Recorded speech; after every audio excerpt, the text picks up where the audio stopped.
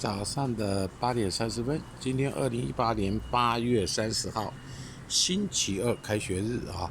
今天各学校都开学了，那么我记者就跑到了这边那个大龙洞这个重庆北路山那边吃个综合羹汤。你看它这个肠子特别多，我们在南都菜市场随便买一个肠子汤，只有这边的大概5-6只肠子汤就要50-60块了，50-60块。你看它这边肠子一大堆，还有鱿鱼羹才45块，便宜好吃。这是台北美食社长早上的报道。